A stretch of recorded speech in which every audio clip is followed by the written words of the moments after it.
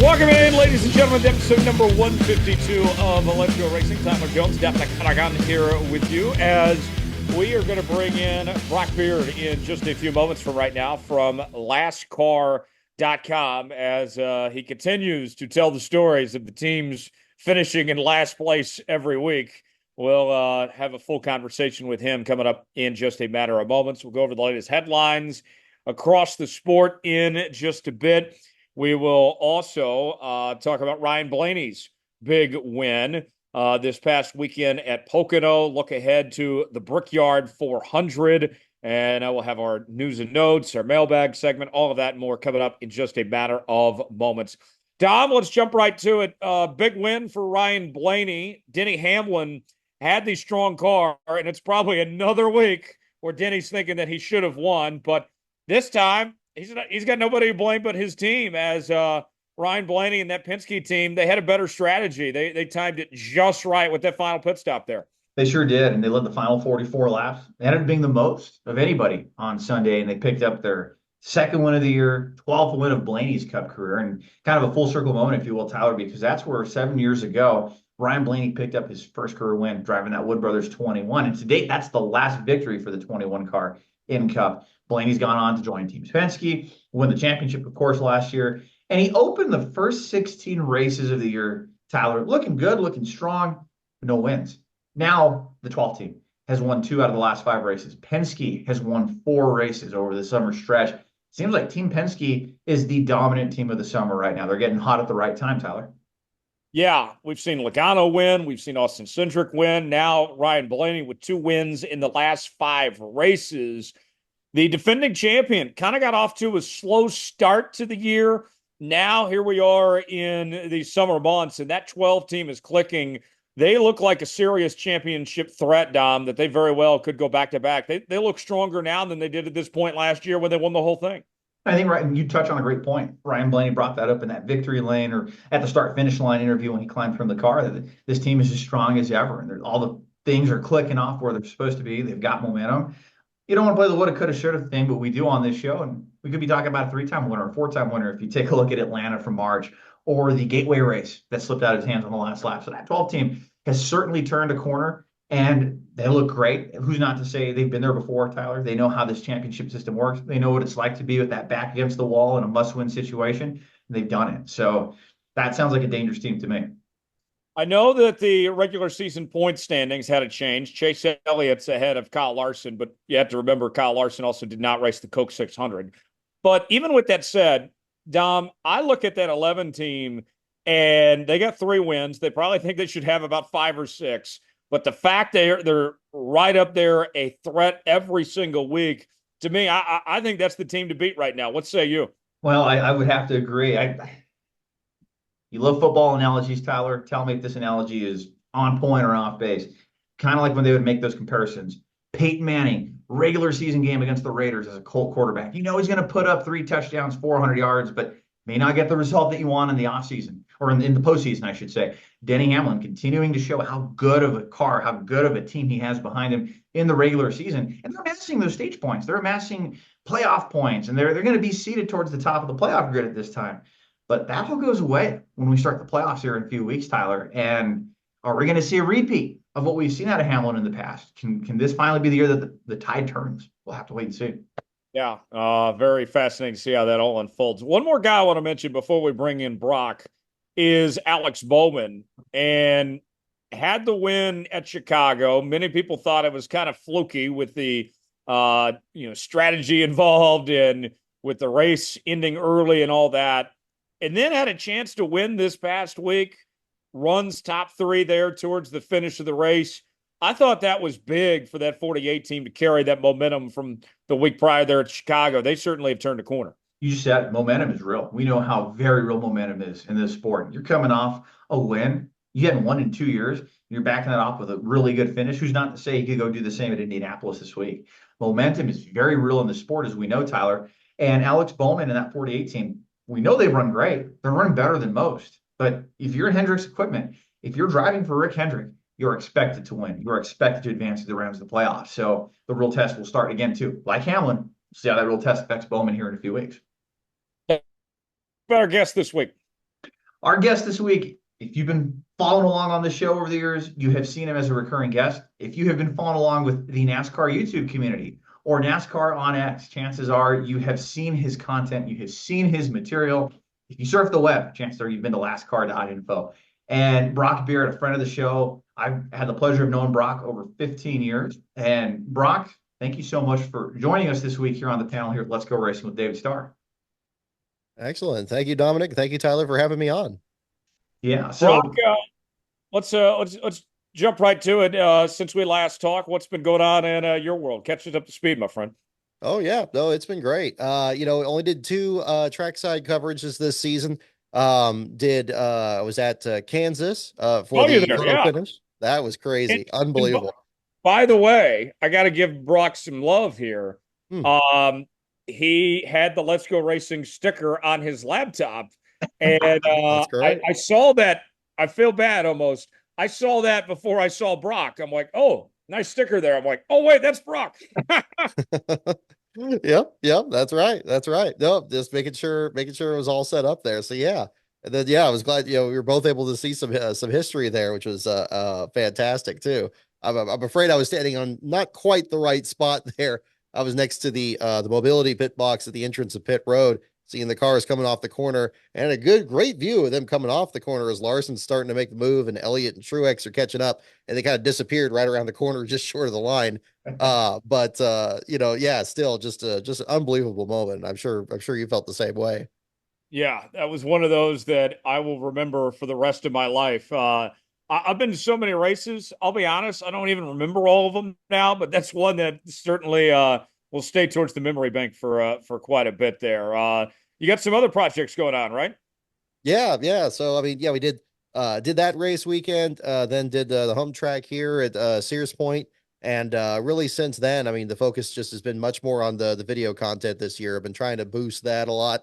I did a video just recently on the history of Country Time Lemonade's involvement in NASCAR racing from the late 80s to early 90s. I have 500 Days, my race by race chronology of the 2001 Winston Cup season that's in the works. Rise of the Field fillers, got another episode on that's coming together. So just really trying to focus on just really kind of boosting that content over there, which is again on my YouTube channel, just under Brock Beard.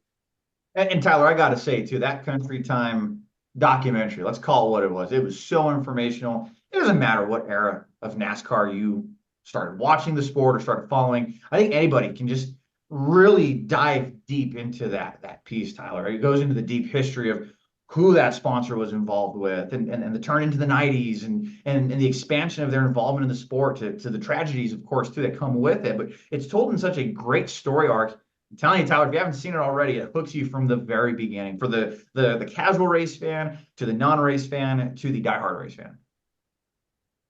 Yeah, that's fantastic. So tell me more about it. Country Time Lemonade. I've been drinking that my entire life, but people may not know that they have an extensive history in NASCAR here.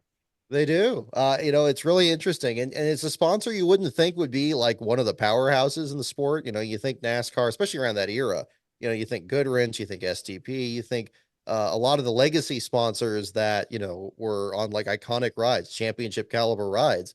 But the Country Time sponsorship was very much, the start of a trend that we're still experiencing today, where it's much more towards consumer products, more towards not so much things that are so much marketed in a gas station or maybe a hardware store or auto parts store, but at a grocery store, changing demographics and exposing people that way. These days, you may say that, the latest lineage of that would be, looking at things that are, cryptocurrencies or any other kind of new wave, company out there. See a lot of sponsors these days where I think a lot of fans aren't even sure what the companies are, but they're just, very symptomatic of what the world is today. And I think that really started with Country Time Lemonade, and I think they probably didn't have that much familiarity with the sport, but they had an earnest feeling to really learn more about it. And they promoted their drivers, which were Michael Waltrip and then Bobby Hamilton, and then later Neil Bonnet and Jeff Purvis. Each one of those drivers at different phases of their careers They jumped in with both feet and they just promoted the heck out of them and had giveaways at tracks and radio control races they held. The logo just everywhere in all these contexts. And it's a fascinating story. I was telling Dominic before the show, it became kind of a rabbit hole. It was going to just be a short video, and then there's just more and more stuff. It's like, wow, these guys are actually really, really invested in the sport, even though it was just a relatively short time from about 1987 through 1994. And Brock, I think too, worth touching on it. And again, I don't want to spoil the entire documentary, Oh, but go maybe you for it. can kind of give a bit and piece here talking about it. Because you mentioned that documentary too about some of you mentioned New Wave about sponsors today, but making that splash that Country Time Lemonade did, and with some of their business to business promotions and the mail and stuff. Is it safe to say we're looking at a sponsor of that time that maybe revolutionized how sponsors and activations and things that we see present day might have been started from Country Time Lemonade? Absolutely. A very good point. Yeah. I think that's very big. Yeah. I mean, just not just the promotions for the fans, but yeah, the actual activation at the track. I mean, there's one picture in there. Again, big thanks to Brian Hallman for contributing fantastic material from that time. Among those was this great picture. I believe it was Talladega in 1988, where the pit crew's sitting there and they have a bright yellow canopy over them and a big lemonade cooler right next to them. I mean, you want to talk about sponsor activation, especially in a sport where you know how hot it, gets at any of these tracks there. It's perfect. I mean, I know that there were other consumer products like Tide and so forth that came before, but it's a little bit harder to market a box of detergent as it is a cool glass of lemonade on a hot day. So I think I'm sure that, and they were aware of that. And I think that's the fascinating thing. They really did it to the fullest extent. And while and I think what's all the more surprising is actually they haven't sponsored a NASCAR team since 1995. There's been throwback schemes that have referenced the scheme, including James Finch's team most famously. But they just never been back in the sport. Hopefully maybe that'll change someday because they do have a very proud lineage in the sport, even for that very short time. And the activation was a very big part of that. And Tyler, if they come back, I got to imagine they're going to trace that origin point, that resurrection, if you will. I don't know if that's the right word, but coming back to the sport, maybe to Brock Beard's documentary. Yeah, maybe so. And thing I think about too, guys, is sponsors come and go, but the impact that they have can be so long lasting. I don't know this for a fact, but I would say that Country Time Lemonade probably wouldn't be the brand it is today without the activation, without the investment they made in NASCAR. The reason why, or one of the reasons anyway, that it's the household name that it is was the equity they built up with race fans and in that community of who they were selling with in that time, Brock. Yeah, I'd have to agree. I think that's very much so. I mean, I think that's every year I would say, whenever one of their drivers tragically lost their life in an accident at Daytona, which was Neil Bonnet in 1994. But he even at that point, before he was attempting his return into the series, was so passionate about being a good brand representative for that company and giving him that chance to be back into the sport. And I've always marked that every year with a glass of Country Time every year. I usually post it on my social media, try to change it up from one year to the next. And, I think, yeah, that brand loyalty can build up over that time. It doesn't, and it's not just because of that. I don't want to make it sound like it's just because of a tragedy that occurred, because it is much more than that. And that's what the video focuses on. These other drivers that were developed and the legacy that's been left behind, because the company is, we have the Brickyard 400 coming up this weekend, and you see all the merchandise that's still around now because that was such a big deal. It's very much the same way with Country Time and how much stuff is still out there these days. Certainly so. Right. Well, and one thing I think about, Dominic, I think Hooters is a great example of this. How many people to this day still associate Hooters with Alan Kawicki? And even all those years, I know they just left the sport again. They're having some financial problems. They make the return to Chase Elliott, and how excited people were to see Hooters come back. Or, Goodwrench, they probably are never going to spend another dime again in NASCAR, but they got their money's worth with the 3-car, or Lowe's with the 48. I mean, just because you don't have an active sponsorship necessarily on the track right now doesn't mean that you're still not getting brand value for all that work you put in over the years. Well, I think it even is as simple as, let's say you're at a bowling alley and there's TVs above you and there's a replay of the race from 30 years ago or 40 years ago. I would still feel, guys, like that's still paid media, your earned media, I should say, for a sponsor. Like they're showing that 92 Atlanta race and Alan Kolicki leading the field in the Hooters car and Bill Elliott in the Budweiser car. There's still some value 30 plus years later from a situation like that. And we know how loyal NASCAR fans can be. And we've seen too, when the lights do turn off on those sponsorship activations, how much maybe fans might feel betrayed. I think a great example is Mars Incorporated leaving the sport at the end of 2022. I can't tell you guys how many social media posts I saw of people so mad that M&M's was leaving the sport and that they were really sad to see them go, and a lot of harbored emotions, if you will. But certainly fans can get behind a driver, they get behind that brand. Man, it lasts not just beyond those 3-hour races that you see on Sunday. It has ROI for years to come. Yeah, I think you're absolutely right about that. So I wasn't planning to go with this direction, but since we're already here, Brock, what have been some of like your favorite sponsors you've seen over the years, or paint schemes, whatnot? What comes to mind when you think about some of your favorites, and maybe not necessarily the ones that everybody thinks about either, maybe some of the under the radar ones? Oh, good question. Good question. I've always been very big on the visual aspect of the sport. I think, I mean, there's so much. I mean, a race itself is such a complete experience. You can smell it, you can taste it, you could hear it. It's all the other stuff. But the visual aspect of it, and the paint schemes primarily, I think has always been a point of passion for me on that. And I think a lot of my favorite paint schemes have kind of fallen under that category. Now, before I get into this, let me preface this by saying I am a bit colorblind, so I may not, I've always really liked bright neon colors because even I can see them. So probably a lot of my favorite paint schemes and a lot of my favorite sponsorship pairings, honestly, are a lot of the ones derived from that.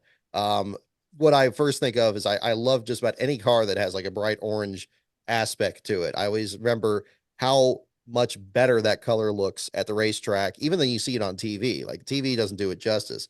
One that immediately comes to mind in 2000, Robbie Gordon ran this beautiful number 13 car for his own team, and it was sponsored by CD2 and Turtle Wax, a couple of companies that later followed him over to Morgan McClure during early in 2001. And he had this bright orange car, and on video, when watching it at home, it looked like this really dark, like pumpkin orange, but at the track, it was like this brilliant, bright color, and it just didn't show as much. But when you're at the track, it really stands out that much. I remember trying to take a lot of pictures of the car to see if I could capture that too.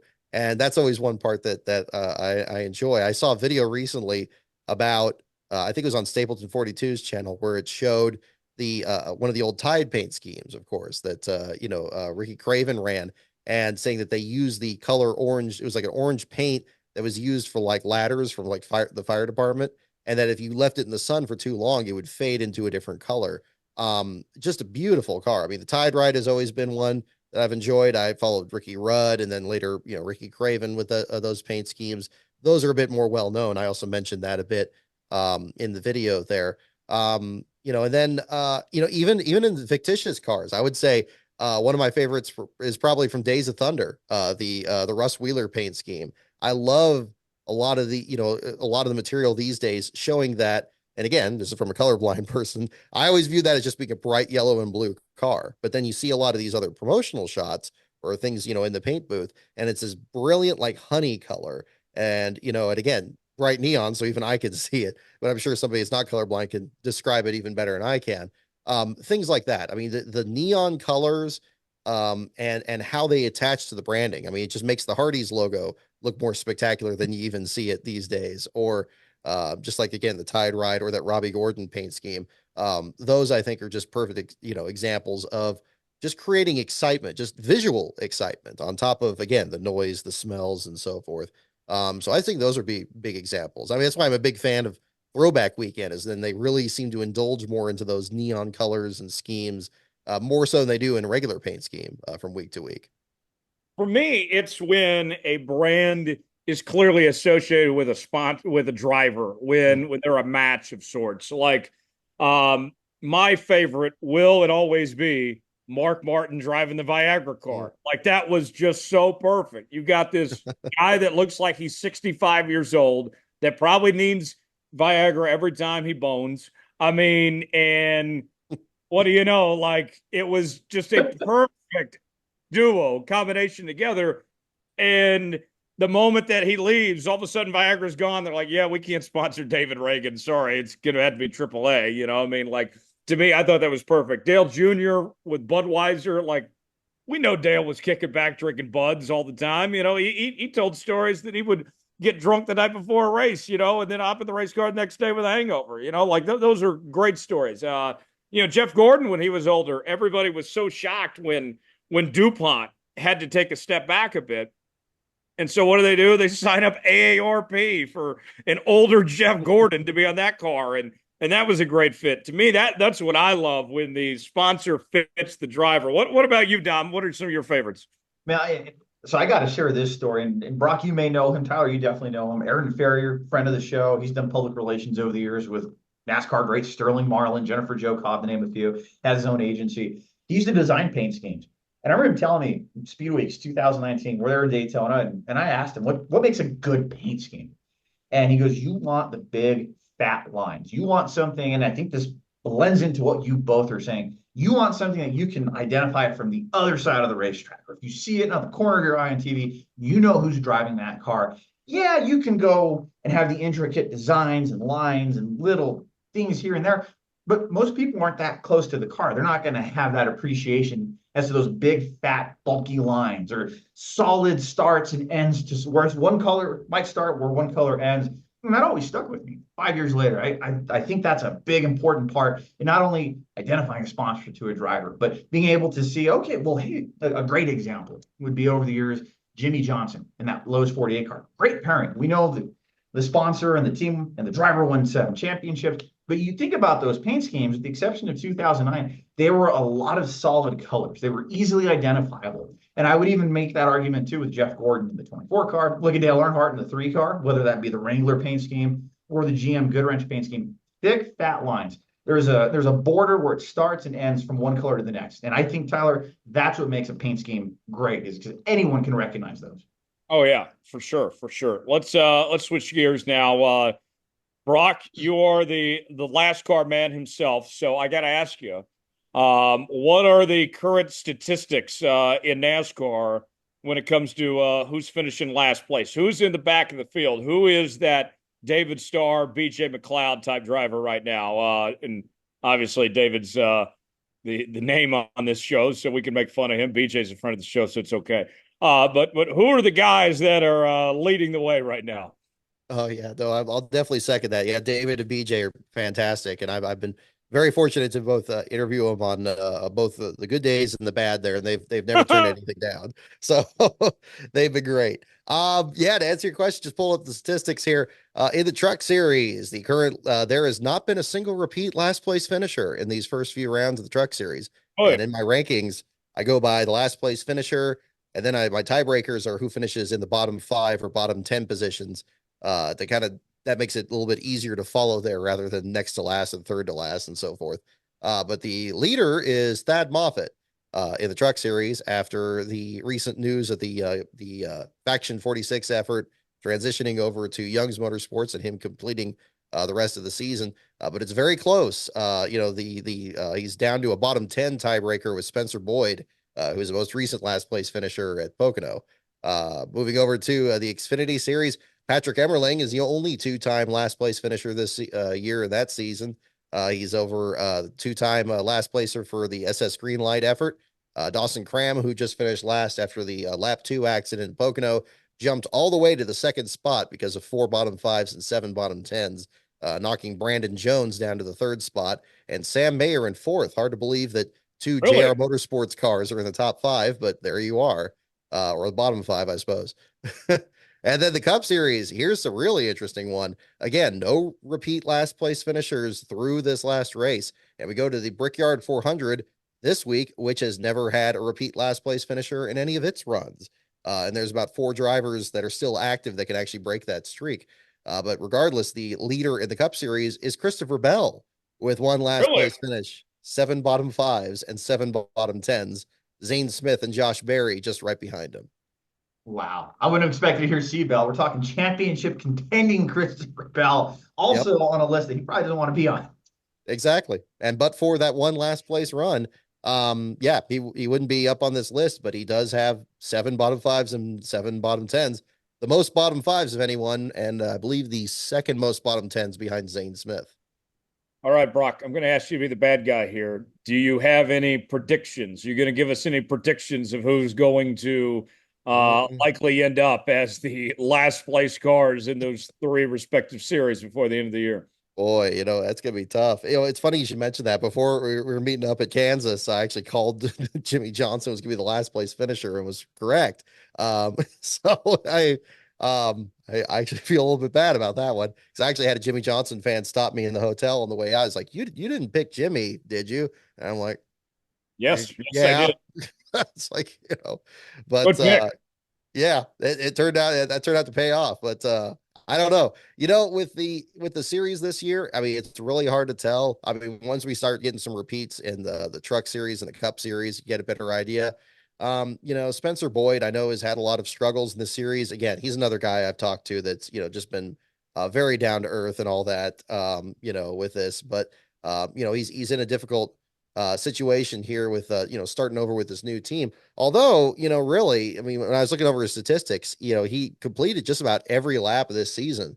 I think all but like 13 or something before the Pocono race. So I may actually backtrack on that. Thad Moffitt will probably still be the favorite there if it's not Lane Riggs, because I know Lane's had a lot of bad luck and I don't know why he can't shake it. So that'll be tricky. Emmerling with the repeats in Xfinity, he's got to be the clear favorite on this, but I don't know if he's going to have enough starts if he's sharing the ride in the 0-7 with these other drivers. Sometimes the championship comes down to that. If it does, I would expect maybe Brandon Jones or Sam Mayer to maybe jump up there, especially if they have a difficult stretch in the playoffs. And then the Cup Series, I was going to say Zane Smith, but I've been so impressed with him these last 3 weeks, getting to the second round in qualifying, runner-up finish at Nashville, and he wasn't that bad at Chicago. If I remember correctly, he led a couple laps out there. Yeah, he was pretty solid. Looking at the standings here too, ranking 5th overall is Corey LaJoy, who I know has been kind of trending in not the great way on social media here since Pocono. Maybe that would be one that people are expecting to maybe finish up there, and maybe perception will be reality in that case. Well, and one thing I would say, 2 things actually, when it comes to these last place finishes, Brock, is that number one, it's not indicative always of the driver. In fact, more times it's not indicative of the driver. You're talking about, bad luck of getting spun out or mechanical failure and all that. But 2, in the other series, particularly the Xfinity and the Truck Series, if you finish last place, that's still a hell of a lot better than not making the race at all. I mean, you got these Xfinity races sometimes with 42, 45 drivers just trying to get in the field. They'll gladly take that last place finish and take the paycheck, make it at least worth their while. Oh, that's very true. That's very true. I mean, especially in the Xfinity series, my goodness. They're going through kind of a renaissance right now with all these teams in there and all these developing talents that are just fighting for rides and just, trying to get as many starts as they can. And for them, just making the show is significant. Certainly Dawson Cram's story, was a big thing this past week, since Mike Harmon's team technically hadn't qualified for race this year, although they were entered under Jordan Anderson's team for about 4 or 5 races back in the spring. I actually got a member of the team actually reached out to me this week to make sure I had the correct details on their sponsor, because they really wanted to make sure that, again, talking about brand activation, the Frog Alley Brewing company that was on board there, because it wasn't shown accurately on the J-Ski results or on the Racing Reference ones there. So we made sure they got that correct in the article to give them their feature too, because, that still greases the gears of everything in the sport these days. Oh, it sure does. And it'll be fascinating, Tyler, to see how it all plays out this year. We were following along in 2021 when our co-host here ended up getting the last place finishes in the 2021 season, and you presented the award to him in November. So I'd be curious to see, Tyler, who ends up on these podiums, the ones that achieve, and as NASCAR.com said about his website years ago, the ones that fall way short. Yes. Yes. I think it's a great way to put it there. We'll shift gears now. Let's get to our news and notes, the latest headlines around the sport. Dom, take it away. Where are we starting? So let's start. We'll bounce around a little bit. Let's start with the return of the Brickyard. So this is years in the making, guys. We know that NASCAR had held tests through the 80s and formal tests in the 90s, 92, 93. Richard Petty even thought about coming back to the inaugural race in 1994. But for the first time since 2020, the NASCAR Cup Series will be running the 2.5-mile layout at the Indianapolis Motor Speedway this Sunday. And of course, commemorating that race, you're going to have a full field in the NASCAR Cup Series on Sunday ahead of the NASCAR off weekend. So some of those notable entries we've got a spotlight here include Cody Ware in the number 15 car, making some of those select starts. This is on his schedule. AJ Allmendinger in that colleague all-star car of sorts, returning to the wheel of the 16 car. He did win this race in 2021 on the road course layout. Ty Dillon returning to the Cup Series with Richard Childress Racing in their 33 car. So he comes back under an RCR banner. BJ McLeod with MBM Motorsports driving the 66 car. And possible chance of history here, fellas. Jimmy Johnson, a four-time Brickyard 400 winner. Certainly the numbers have not shown it in his next-gen starts, but if he were to win on Sunday, he would tie his former teammate and half owner there at Hendrick Motorsports, Jeff Gordon, for the most Brickyard 500 wins at 5. 400. Brickyard 400. Brickyard 400, yes. Yeah, Brock, what about that? Return to the Brickyard, 30th anniversary. I know that we've been doing this road course the last few years, and we've seen some exciting racing on the road course, but it never was the same as the Brickyard. I know attendance wasn't that great towards the end, but attendance wasn't that great for the road course either. How big of a deal is this to return to the Oval here at Indianapolis Motor Speedway? Oh, it should be a massive deal. I'm sure in the garage area, it's a tremendous deal. And I think that there's a lot of questions about how the next gen car is going to perform here. I know there were some that were expressing some concern after the Pocono race, thinking like, okay, well, look, Ryan Blaney just ran off and kind of won there at the end of the race there. But that's going to happen. That could possibly happen anywhere. I think we saw a pretty, competitive Pocono race, and it had some, really good video production in the broadcast itself, actually. And I would expect nothing less in this race. I think that, and I think Pocono is one that you really do have to look at for what the performance is at the Brickyard. I mean, traditionally, back in '94, when Jeff Bodine dominated at Pocono, well, I feel silly bringing up Jeff because, I mean, Dominic, you got all his stories already with your book. But yeah, I mean, being a big factor in both that race and the Brickyard there. Yeah, I mean, you would, and then on top of all this now, you got Penske owning the track and everything. You got to be looking at those three guys to really possibly capitalize and have another big weekend this time around. But again, I think it's going to be tremendously exciting. I'm glad that there's a nice big entry list.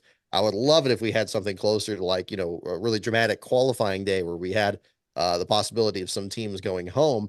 But regardless, I think it's very exciting, and I'm glad people are getting revisiting a bit of appreciation for the history of the event.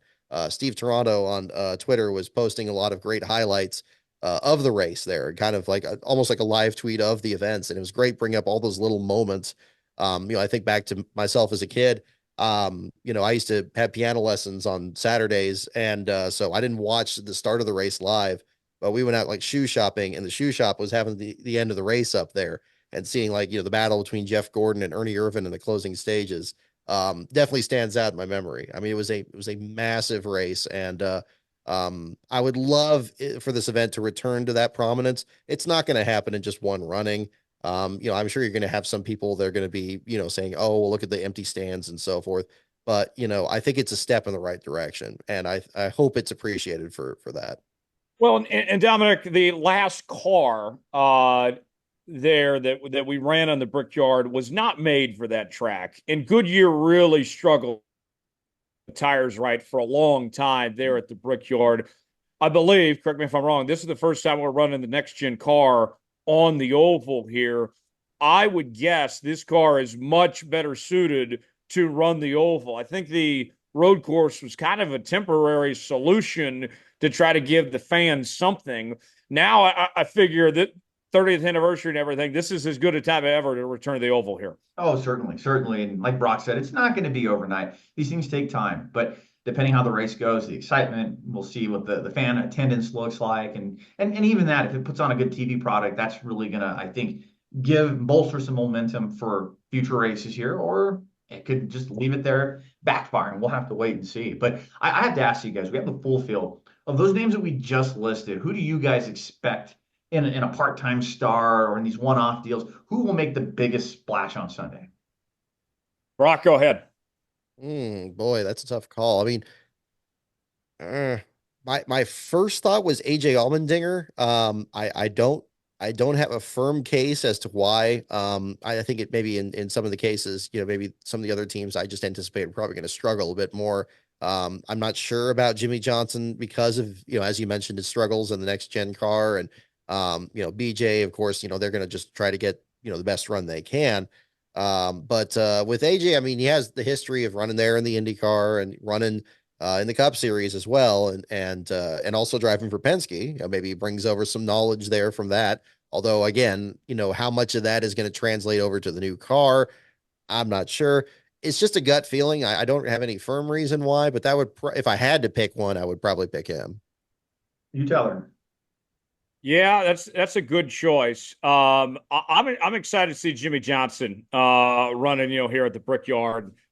He was so good for such a time, and we've seen him struggle. We've seen that that Legacy Motor Club team just not run very well much of the year. I would love to see Jimmy break through and finally have a good run, and he's got a lot more experience in this place than a lot of these drivers. There's a decent amount of these guys that have never run the oval in a Cup car. I'd like to see Jimmy Johnson do well. What do the odds look like for this weekend, Dom? How funny you say that. That was going to be the next point I'd bring up. Now, one thing we've been doing here lately, Brock, we have Tyler, we have our guest, we have David. We'll ask, what do you think the odds-on favorite driver is and their opening odds for the race weekend? Before we see a lap of anything this weekend, let's start with you, Brock. Who do you think odds makers are saying is the top pick, and what are the odds? Just the top pick, like the whole field, or just the Yes, the odds-on favorite. Now, and I'll give you a hint. It's just one driver. It's just one driver this week. Nobody else on top right now. I'm gonna probably say, I'll say Hamlin, maybe at like a 10-1, maybe. Okay, Tyler? I'll go with Kyle Larson at probably about plus 600. Man, you guys are right in the ballpark. So the opening odds favorite for the 2024 Brickyard 400, Denny Hamlin, plus 400 or 4-1 odds on that race. Kyle Larson, who ran the Indianapolis 500, also sitting at second favorite there, 6-1 or plus 600. I was right on.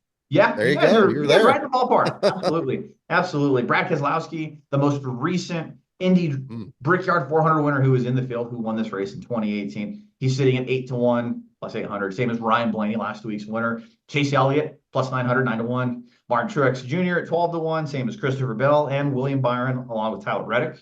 Chris Buescher, 14-1 with Joey Logano and Ty Gibbs. Start getting to some of the more valued picks here, if you will. Alex Bowman, who won 2 weeks ago, sitting at 28-1. Bubba Wallace and Kyle Busch, also winless on the season, sitting at 28, plus 2,800 and plus 3,500 respectively. And Jimmy Johnson, if you were wondering, was plus 50,000 or 501. Oh, let's make some picks now, Brock. Let's start with you. Well, I'm kind of leaning at Bubba Wallace on this one. I think that he's going to be. He was very good here in the 43 car. I know he had a brake failure in the first time he ran out here, but in the 2 races after that, I believe the last time he was out here was competing in the top 5, and now driving for 2311. With the Toyota support and yeah, with Hamlin being the odds-on favorite too, that's got to help as well. I know Hamlin's hungry to win his first one, just as he is to win his first championship. We saw the heartbreak that he had with 6 laps to go when he had a tire failure and it fell in Kevin Harvick's lap again.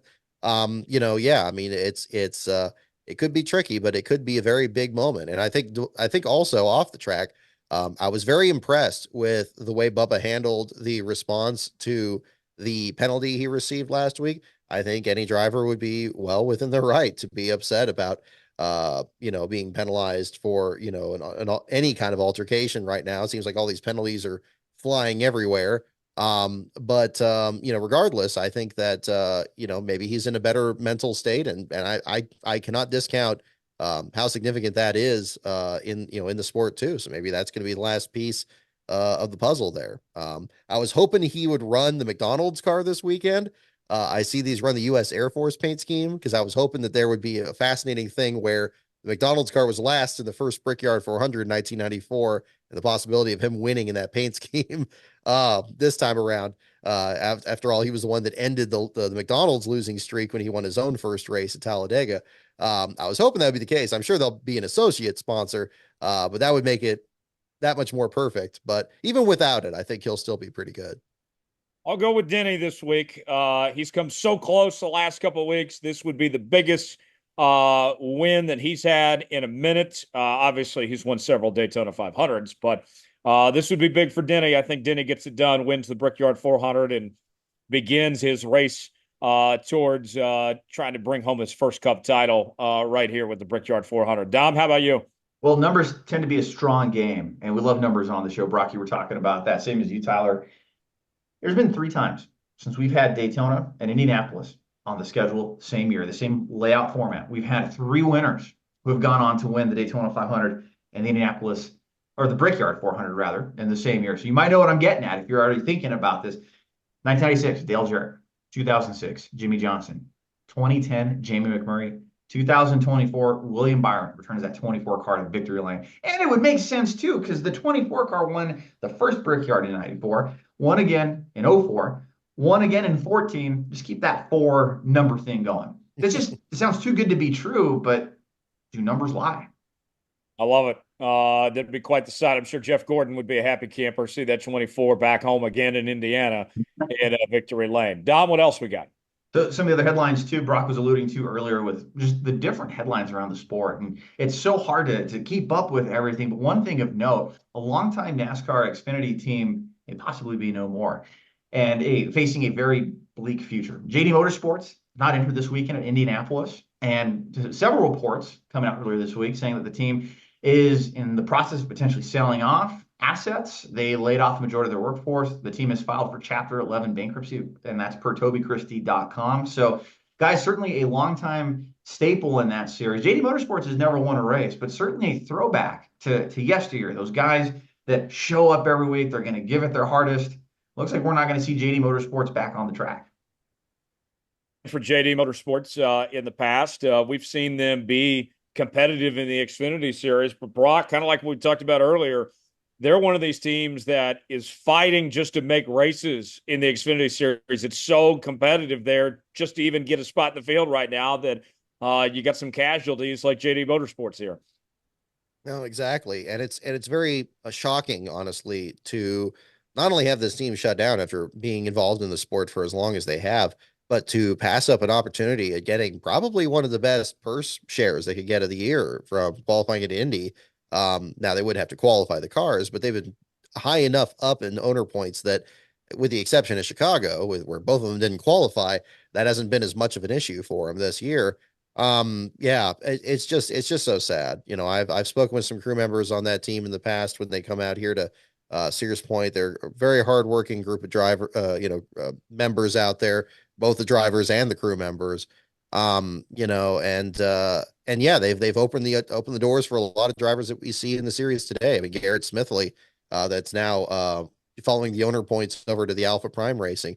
He made a name for himself first, driving that number 0 car out there. And he's still very much a journeyman driver today, but I'm not sure he would be where he is now without the experience that he had with that team. And many other drivers that raced for him. They gave James Hilton, I believe, his last start in the Xfinity series, if I remember correctly.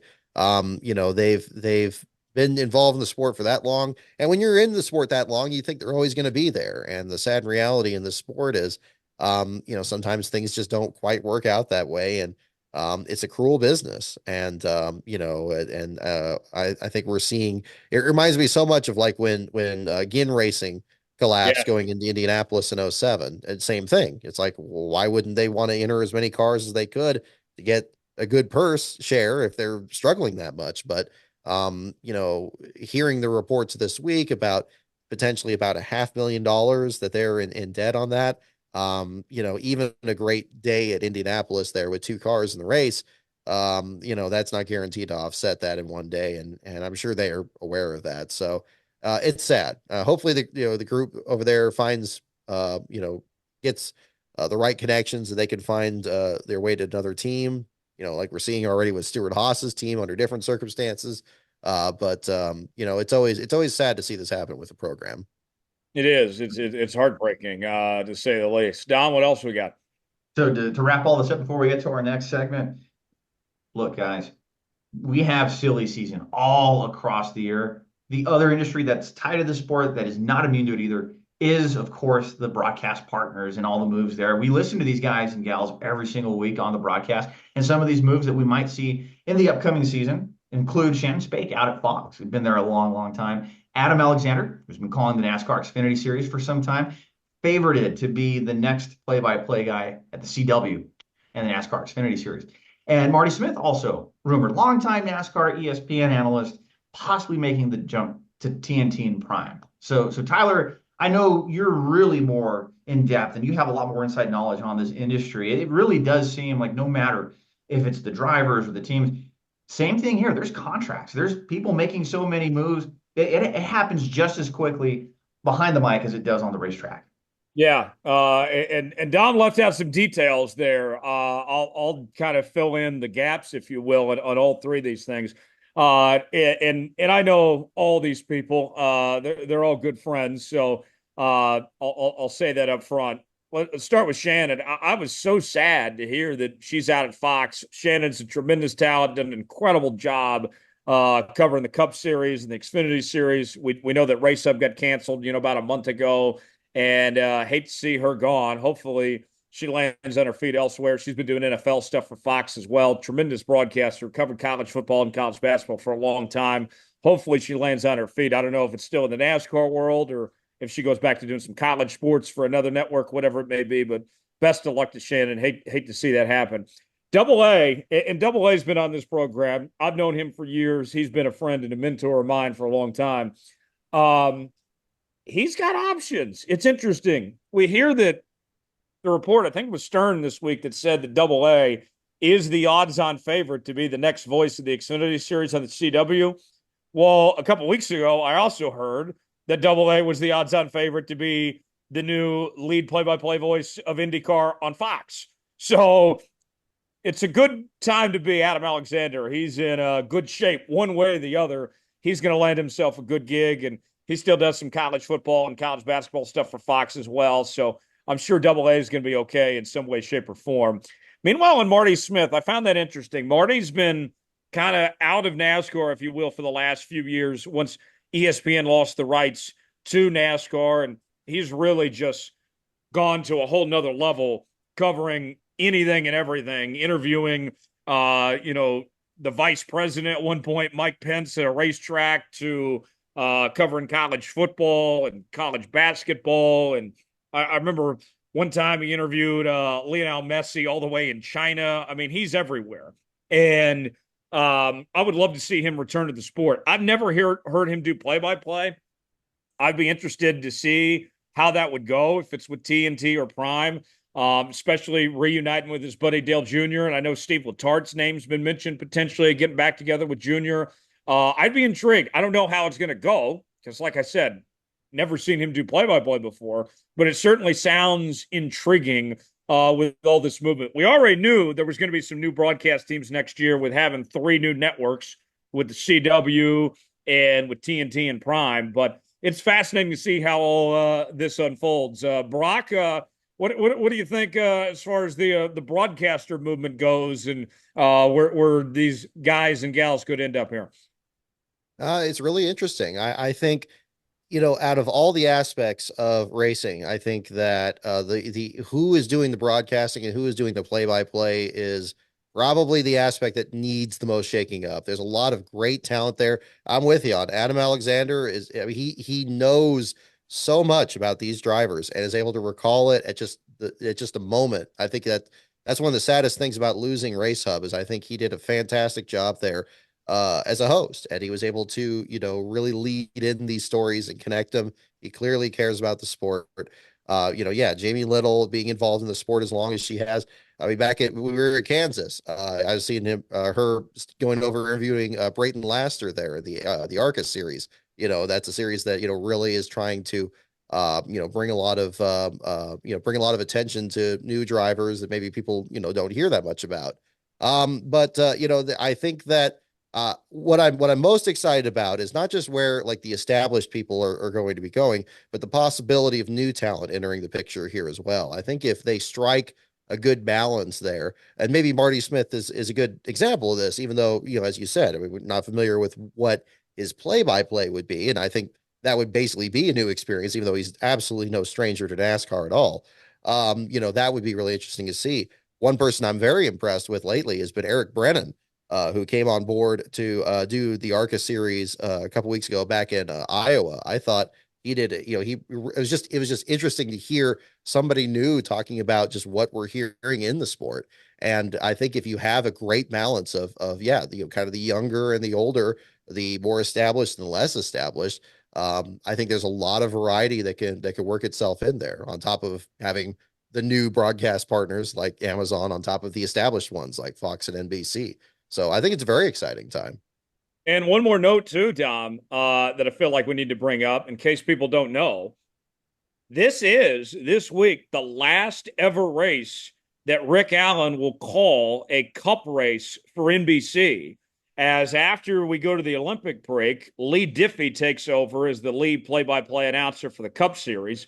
Rick is still going to call the Xfinity races as they transition to CW for the rest of the Xfinity Series season. And that's going to be an NBC production and everything. But I've always liked Rick Allen. I'm sad to see him demoted. I thought he's done a phenomenal job, but I like Leigh Diffey too. And Leigh's another friend of mine that he's incredible in his own right. I know it's going to take some adjusting of the ears, if you will, for some people to listen to an Aussie accent calling a NASCAR race, but I'm intrigued. I think it's going to be kind of a bit refreshing to hear Leigh Diffey calling these races after the Olympic break, Dom. Yeah, absolutely. Brock mentioned that maybe the people who are in front of the camera might need the biggest shakeup, and certainly a big shakeup is coming here. We're not even to 2025 just yet, but it's also worth noting too, Rick Allen and his voice, that golden voice we have heard in the broadcast booth over the last 12, 13 years, from the Truck Series to Xfinity, Cup, when NBC signed their new deal in 2015. He has been a staple at NBC, and that whole band that we saw with him, Jeff Burton, Steve Letarte, Dale Jr., just as recent as last year, everybody seems like they're going separate directions, but like the previously mentioned people, like the people we've talked about tonight, that future has to be bright for Rick. Yeah, I imagine I would be surprised if Rick Allen's not calling top races for one of these networks next year. He's too good not to, as far as that goes. He'll land on his feet, but Leigh Diffey, I think, will do a great job as well. Certainly intrigued by that. Before we go, time for our mailbag segments. As we ask you to submit questions to us each and every week, email davidstarpodcast@gmail.com, @starpodcast on X, and then facebook.com/Star Podcast is where you can find us there. Our first question in the inbox this week, this is for Brock, and it comes from Dana. Dana wants to know, Brock, have you had any weird interactions with any drivers when you've given them the last place award before? Very good question. Yes, I have. Dominic certainly knows of one. When we talk with David Starr. I mean, it's for those who don't follow the site as much, I mean, there's a couple different aspects of the site. Whenever it's a last place finisher in any race, I always try to get some information, if not on the driver, then the team, and try to get some more of the story. But then when it comes to the championship race and the standings we were talking about a little bit earlier on the show, there is a LASTCAR certificate, which actually was the idea of a member of one team that was asking, like, okay, it's like, wait, we win the championship, but do we get anything like a certificate? I'm like, that's a great idea. So the David Starr was a perfect example. I had some on hand and gave those out. But to answer the question, yeah, there was one. There's every one of them have been special. I think is probably, I probably fair to say. I remember Joey Gase, I believe, was the last car champion for the Cup Series the same year David had it. And I was going over to the Rick Ware Racing Hauler because he was driving for Rick Ware. I believe it was the 53 car. And I was bringing it over, and I was just gonna just hand it off after the race was over with. And I was kind of waiting for the driver, and I saw some guys that were loading his car up onto the hauler, and one of them saw me and said, "Did we win it?" And I just held it up like John Cusack with the cassette deck there, and didn't say anything. And I was just like, "Yep." They're like, "Yep." It's like, okay, how much of that was like our team, and how much of it was like the 15 team or one of the others there? So they got a kick out of it. I mean, it's a little tongue in cheek, but I think the good experience is that they know it for what it is. And as I write on the certificates themselves, it's recognizing their endurance in the face of adversity. And I think they realize that too. Obviously, nobody wants to finish in last place, never mind the most in one season. But yeah, that one definitely stands out. That's funny. That's pretty good. Next one in the mailbag. This comes from Mohammed. Mohammed wants to know, guys, what is the best food to eat at the racetrack? Dominic, we'll start with you this time. Oh man, if you're going for the fan experience, you got to just fully immerse yourself. If you're a pizza guy, wings, burgers, there's some good pop-up tents at some of these tracks. So it's really hard to say, and I feel like maybe Brock, I'm not the best person to really say. I don't really feel I'm qualified because I haven't really done too many races as a spectator. It's been more working as a member of the media. But in those races that I did go as a fan, like I tell you, there's some good food on hand from different pizza places. Even just having an ice cold beverage in your hand while you're in the grandstand, whether that be alcoholic or non-alcoholic, it doesn't matter. You're enjoying the race. You're enjoying a great sport. We're all rallying around together, something we all are passionate about, and that's motorsports. So wait. Hold on a second. You left it a very important detail. Okay. We as media members eat for free in the media center unless we decide to go purchase food. What are some of your favorite foods you've had in the media center over the years, Dom? Give Okay. people a little insight and perspective. Sure, a little bit inside baseball, as we like to say on here. So the understanding, if you're working as a member of the media, communications, whatever your role might be, and you're helping tell the stories of the race weekend, oftentimes, I'm going to say 99% of the time, tracks understand this. They want you to just have to work and worry about focusing on your assignment. So they will cater food, they will pick up the bill on it, and you kind of go eat at your leisure. And some of the tracks, we've seen some good barbecue joints over the years from places like Kansas City. Tyler, you can remember this great seafood at Homestead Miami Speedway in the 2019 finale race, to In-N-Out Burger being catered at Las Vegas Motor Speedway, to prime rib, even just simple meals sometimes. A nice piece of pizza after a nice working day sometimes slaps just as hard as a more fancy meal. Yeah, when I was at Nashville, that was the last race I was at. They brought out the big guns. We had some Hattie B's Nashville chicken in the media center. That was so good with the banana pudding and everything, like chef's kiss right there. When I'm in Daytona, they don't offer this in the media center, but I will go out of my way to go to the food truck in the infield to go get me some Bojangles fried chicken. You can notice the theme here. I love me some fried chicken. So that's a point that I make to go get me the Bojangles there. What I can tell you to avoid, I had this in Daytona. I haven't had the real thing in Martinsville, but I absolutely hated the Martinsville hot dog. Oh, you didn't like it? It was awful. That thing is pink, and that is not supposed to be edible. I was not a fan of the Martinsville hot dog whatsoever. So that would be my food advice. Go find fried chicken. Stay away from the Martinsville hot dog. Brock, what are some of your go-tos at the racetrack? Oh man, it's really tough. I was thinking of several examples. I remember going to Texas a couple of years ago, and the brisket they had there in the media cafeteria was just fantastic. Goodness, Phoenix. I'll admit one weakness. My thing, kind of like you with the Bojangles there, Tyler. My weakness is Wetzel's Pretzels. Like they always have that truck out at Phoenix, and I think some of There's been a couple times where you have to just grab that, and I'm just happy as heck. I'm sitting there eating that and watching qualifying there. Goodness, what was the other one? Man, there's just so many. I mean, they really do put on a good spread at a lot of these tracks, and then gosh, yeah. Yeah. I was thinking about this with the hot dogs. If you didn't like the Martinsville hot dog, I would be very curious to see if you like the Watkins Glen hot dogs, because those are very good. The I haven't been Salem's to ones, Watkins Glen, so I don't know. oh I'll have to man, give it a shot. so good. Definitely give it a shot. I was impressed. That one stands out too. Yeah, 2018 we were out there. Yeah, I mean every place has its own special thing. Sears Point, always puts on a great display. Their mac and cheese that they had is just always, it's like I don't know how much cheese they put in there, but it's just the right amount.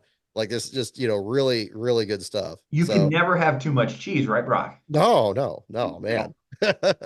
Yeah, it's like, yeah. Now I'm not talking craft. I'm talking like actually, they blended stuff together and it's like gourmet. Like that's great. It's part of the experience, as you said. I mean, it's they want you to focus on your assignment, make sure that you're fed, make sure you got plenty to drink and all that, so you don't have to worry about that.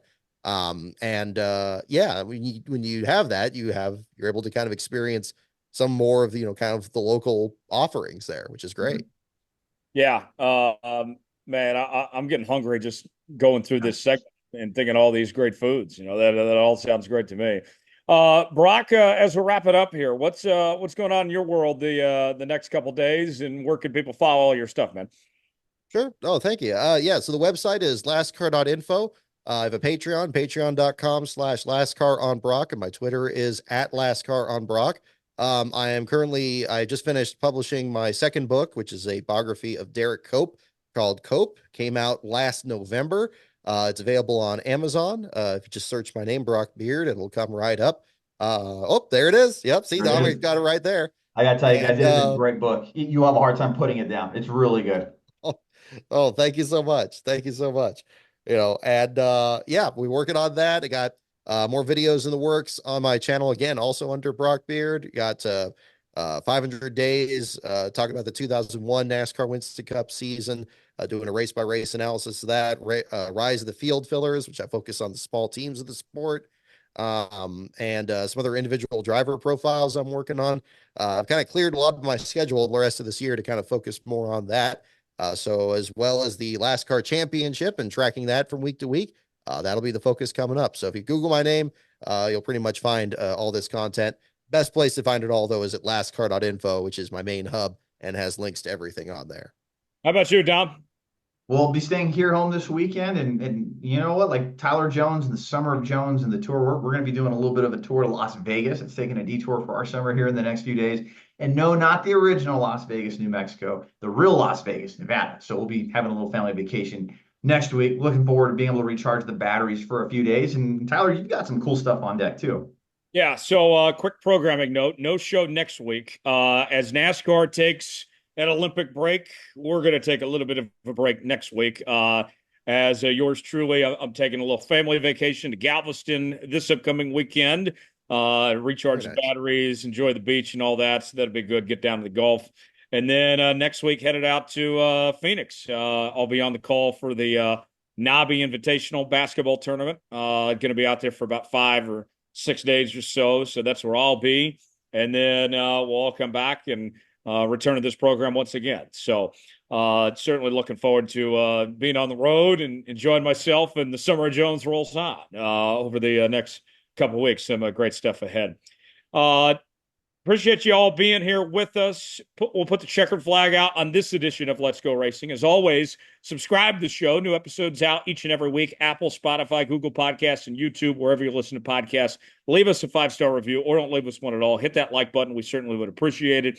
Follow us on social media, X @Star Podcasts, Facebook.com/Star Podcasts, and also by email, davidstarpodcast@gmail.com. This show, part of the Studio Soapbox Network. Check out Let's Go Racing, along with the Jones Report, my other program, and the Coach Bo Knows podcast as well, on all podcast platforms.